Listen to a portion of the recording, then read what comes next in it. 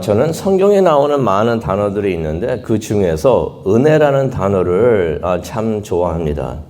은혜라는 말은 국어사전을 보니까요, 이렇게 풀이하고 있습니다. 사랑으로 베풀어주는 신세나 혜택이다. 마음에 두어가지고 애틋하게 생각하다. 그것을 은혜라고 표현을 하고 있습니다. 그러면 성경에서는 무엇을 은혜라고 표현을 하고 있는가? 이렇게 우리가 해석을 할 수가 있는데요. 하나님의 진노를 받아야 할 자들에게 하나님께서 선하심을 나타내는 것. 이것을 성경에서는 은혜라고 설명을 해주고 있습니다. 그래서 은혜, 영어로 표현하면 grace가 되죠. grace에는 부드러움이 있습니다. 자비가 있습니다. 이해가 있고요. 용서가 있고 따뜻함이 있습니다. 하나님의 은혜가 바로 그러하지 않은가. 오늘 말씀을 통해서 하나님의 그러한 은혜를 한번 보기를 원합니다. 그래서 오늘 열왕기상 19장과 20장을 보기를 원하는데요. 그곳에서 나오는 하나님의 은혜 우리가 한번 보기를 원합니다. 열왕기상 19장은 엘리야에 대한 이야기가 됩니다. 잘 알고 계시죠? 엘리야가 바알의 거짓 선지자들과의 결투에서 대승을 합니다. 그런데 그때 그 자리에 왕비 이세벨이 있지 않았던 것 같아요. 19장 1절을 보게 되니까 그 이세벨의 남편이 아합 왕이죠. 아합 왕이 그때 무슨 일이 있었는지 아내에게 가가지고 다 보고를 합니다. 어떻게 보면은 왕 아합이 참 이스라엘에서 가장 악한 왕이라고 하는데 그 아합 왕 위에 이세벨이 있었던 것 같아요. 이세벨이 위에서 다 조종하고 있었고 이세벨이 그 뒤에서 모든 걸 다 조정을 하고 있었던 것입니다. 그러니 아합이 나 이런 일이 있었습니다 하면서 우리가 크게 졌습니다 하면서 이세벨에게 가가지고 다 그것을 보고한 것이에요. 그랬더니 그 보고를 받았던 이세벨이 무척이나 화를 냅니다. 무척이나 화를 내면서 엘리야를 죽이겠다고 합니다. 그냥 내가 안 둔다. 내가 너를 죽이겠다라고 말을 합니다. 근데 솔직히 이세벨이 그전에도 많은 하나님의 선지자들을 죽였습니다. 많이 죽였으니 엘리야 하나 더 죽이는 거는 그건 일도 아니에요. 그래서 엘리야 내가 너를 죽인다라고 말을 합니다. 그런데 엘리야가 그 소식을 듣고서 무척이나 두려워합니다. 이해가 안 되는 부분이죠. 그 많은 바알의 선지자들, 450명이나 되는 바알의 선지자들과 결투를 벌였는데 거기서 졌다면은 죽을 수도 있었던 일이에요. 그랬는데 그렇게도 열심히 용감하게 싸웠던 엘리야가 한 여인의 협박이죠. 내가 너를 죽이겠다는 건 협박이에요. 내가 너를 가만히 두지 않는다 하는 건 협박을 한 것입니다. 그 한 여인의 협박에 그렇게 두려워했는가. 3절을 보니까 무서워서 도망을 갔다는 이야기가 나옵니다. 얼마나 무서워서 도망을 열심히 갔는가. 3절을 보면요. 이스라엘에 있었잖아요. 북왕국이 이스라엘에 있었잖아요. 멀리 도망을 갑니다. 남쪽으로 막 도망을 갑니다. 남쪽에 어디가 있었습니까? 유다 땅이 있었잖아요. 그 유다 땅에서도 제일 남쪽을 향해서 계속 도망을 갔다는 것을 우리가 3절을 통해서 보는데요. 얼마나 열심히 도망을 갔냐면은 자기가 데리고 있었던 종까지도 남겨두고 그렇게 생각한 것 같아요. 우리 같이 도망가면은 더 위험하니까 너는 여기 남아 있어라. 나 혼자 도망가겠다 하면서 혼자 열심히 도망을 간 것을 우리가 3절을 통해서 봅니다. 열심히 달리다 보니까 지쳐요. 사람이니까 지치죠. 한 로뎀나무를 보게 됩니다. 그 로뎀나무 아래에서 잠시 쉽니다. 그런데 너무 지치다 보니까 몸도 지치고 마음도 지치고 너무 힘들었던 것 같아요. 그래서 하나님께 무슨 말을 합니까? 하나님 이제 죽여주시옵소서. 4절에 나오지? 4절에 나옵니다. 주여 이제 이것으로 충분하니 제 목숨을 가져가 주시옵소서. 살고 싶지 않습니다. 내가 이럴 바에는 내가 죽는 게 더 낫습니다 하면서 죽여주시옵소서라고 말을 합니다. 그리고는 잠이 들었던 것입니다. 근데 그때 하나님께서 잠들어 있는 엘리야에게 오십니다. 근데 오시는데 말씀을 보니까 가만히 자고 있는 엘리야가 깰까봐 그렇게 가만히 오신 것 같아요. 그러더니 엘리야를 만져주시는데요. 막 흔들어서 깨우는 게 아니고 원본 말씀을 이렇게 보게 되면 어떤 의미가 있냐면 와가지고 조심스럽게 어루만져 주시는 그런 모습을 우리가 보게 됩니다. 그러면서 하나님께서 하시는 말씀이 5절에 나오죠.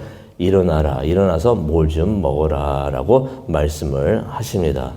하나님께서 엘리야에게 숯불에 구운 떡과 물을 한 병 가져다 주셨던 것이에요. 그 숯불구이 떡하고 물을 가져다 주셨던 것입니다. 어떻게 보면은 엘리야가 지금 어떤 상황에 있었던 것입니까? 자신에게 주어졌던 사명과 소명을 버리고 도망을 간 것이에요. 하나님이 이 일을 해라고 했는데 나는 두려워서 죽을 것 같아서 모든 게 싫어서 도망을 갑니다 하면서 다 버리고 도망을 갔던 것입니다.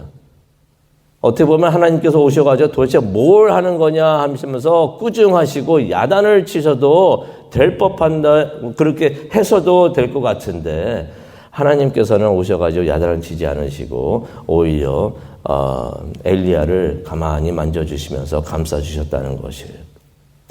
아마 엘리야가 그랬던 것 같아요. 450명의 거짓 선지자들하고 싸워서 이겨가지고 다 끝났다라고 생각을 했는데 아유, 이세벨 그 여인이 또 나타나더니 그 이전과 똑같은 얘기를 하는 것이. 아마 좌절하고 실망을 했던 것 같아요. 변한 게 하나도 없구나. 이렇게 큰 승리를 나눴는데도 변한 게 하나도 없구나 하면서 큰 낙심이 있지 않았는가. 그래서 마음이 많이 힘들지 않았는가. 그래서 아마 다 내려놓고 그냥 혼자 있고 싶었지 않았는가 생각이 듭니다. 하나님께서 그러한 엘리야의 마음을 아셨는지 오셔가지고 뭘 좀 먹어라 라고 말씀하시는 것은 어떻게 들리냐면요.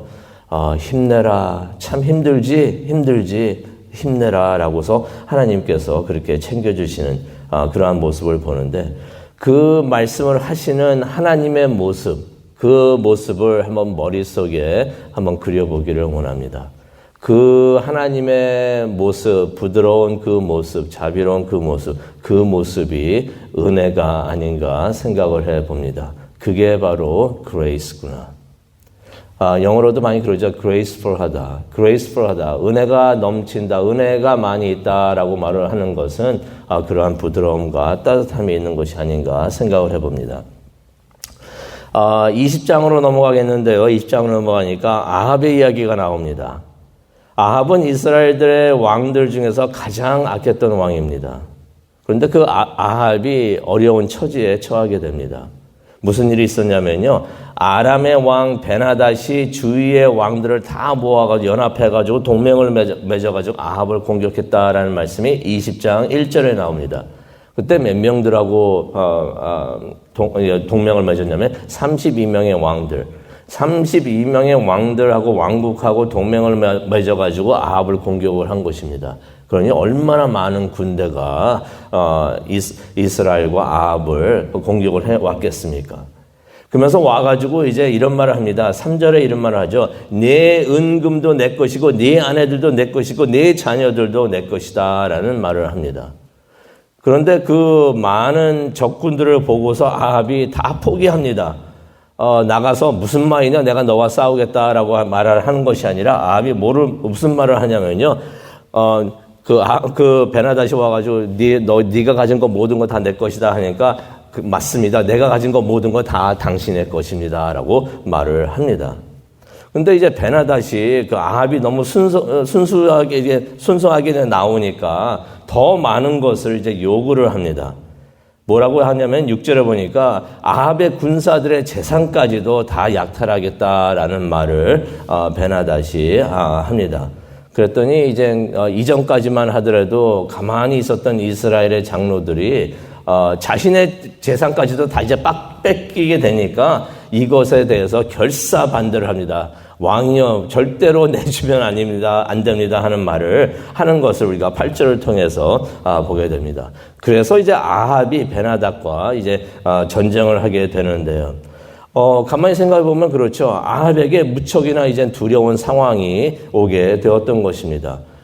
이 많은 군대들하고 많은 나라들하고 싸운다. 이거는 절대로 이길 수가 없는 상황입니다. 분명히 싸우게 되면 지게 되는 그러한 상황이었던 것입니다. 근데 그때 하나님께서 선지자를 통해서 말씀을 하시는데요. 20장 13절이 됩니다. 하나님께서 이런 말씀을 하십니다. 이 엄청난 군대가 보이느냐?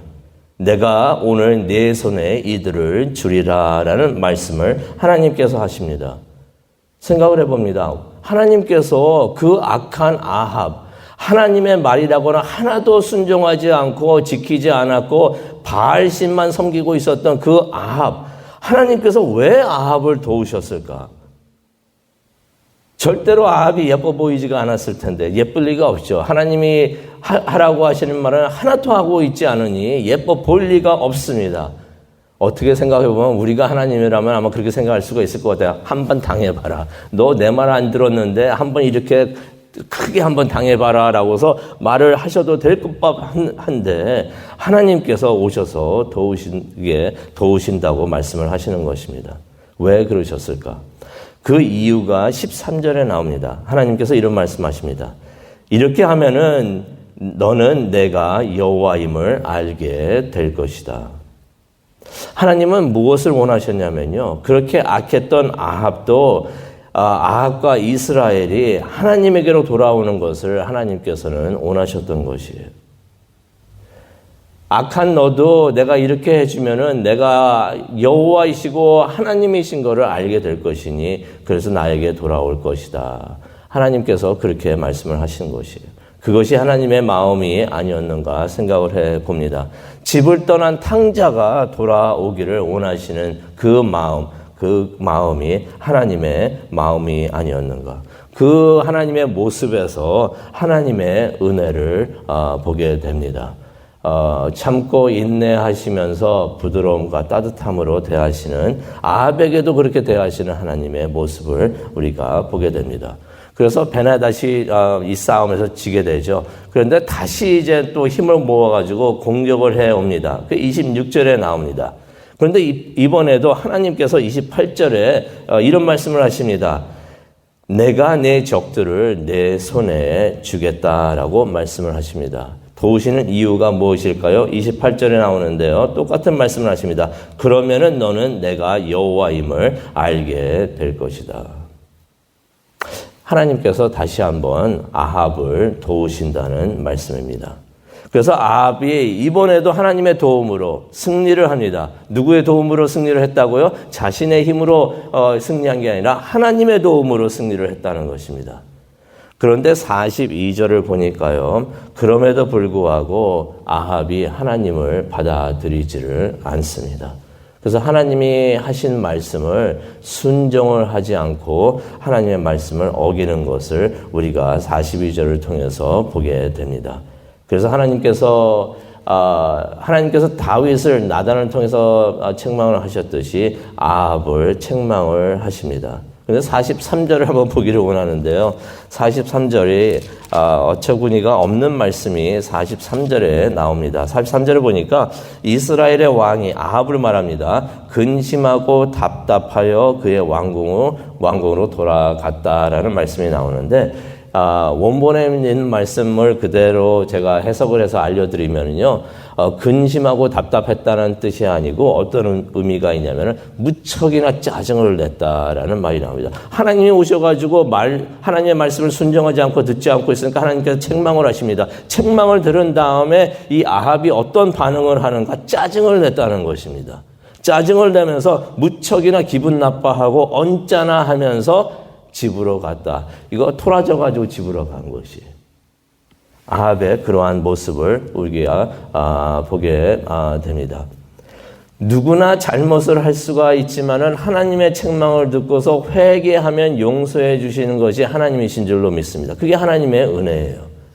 그래서 우리가 잘못을 하더라도 하나님께서 책망을 해 주시면은 알겠습니다 하면서 순종을 할 때 우리가 더 큰 하나님의 은혜를 체험을 하는데 아합은 어떠했는가? 하나님께서 은혜를 베푸시는데도 책망을 하시니까 그게 기분 나빠가지고 받아들이지 않고 결국 자신의 죄에 대한 벌을 받게 되는 것을 우리가 보게 되는데 오늘 말씀을 생각하면서 우리가 기도하는 시간을 갖기를 원합니다.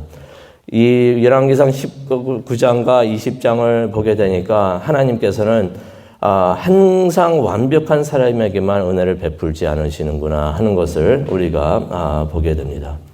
낙심해서 힘들어하는 엘리야에게도 하나님께서는 은혜를 베풀어 주셨고요. 또 하나님 앞에서 모든 악한 일을 했던 아합에게도 하나님께서는 은혜를 베풀어 주시는구나. 우리가 이 말씀을 보면서 소망을 갖기를 원합니다. 나는 은혜를 받을 자격이 있어 라고 생각하는 것이 아니라 나 같은 죄인도 하나님께서 은혜를 베풀어 주시겠구나. 우리가 아무리 큰 죄를 지어도 하나님은 우리를 버리시지 않고 우리에게 다가와서 어루만져 주시는구나. 그것이 하나님의 은혜인구나 하는 것을 우리가 깨닫기를 원합니다. 그렇다면 그런 하나님의 은혜에 우리가 보답을 해야 될 텐데요. 어떻게 하는 것이 보답을 하는 것인가? 엘리야는요, 하나님의 은혜를 체험한 다음에 하나님의 말씀에 순종을 했어요. 하나님이 가서 엘리사에게 너의 일을 맡겨라고 하실 때 그대로 행한 것을 우리가 보게 됩니다. 아합은 어떠했습니까? 하나님의 은혜를 체험하고서도 하나님께서 해주시는 말씀을 순종을 하지를 않습니다. 우리가 하나님의 은혜에 보답하는 길은 어떠한 것인가? 하나님께서 우리에게 주시는 그 말씀을 듣고서 순종하는 것이 하나님의 은혜에 보답하는 일이 아닌가 생각을 해봅니다. 우리가 쓰러져도 하나님께서 오셔가지고 우리를 어루만져 주시면서 힘들지, 힘내라 하면서 우리를 일으켜 주실 때 감사하면서 일어나서 하나님의 말씀에 순종하고 하나님의 뜻을 이루는 우리 모두가 되기를 원합니다.